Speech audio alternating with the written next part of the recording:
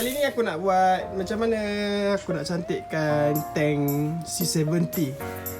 Color dah buang, yang bocor dah di welding. Kita akan masuk epoxy primer dahulu. Stand ni pun aku buat DIY je. Bolehlah mudah kerja aku nak pusing-pusing kan.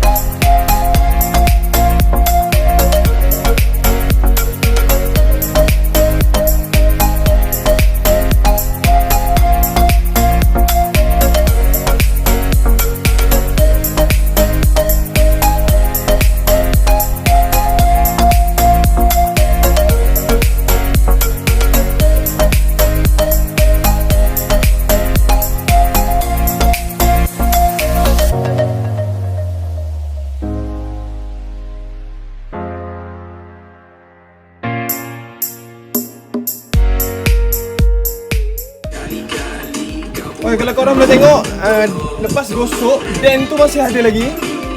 Lekuk-lekuk yang teruk-teruk, so aku akan simen balik.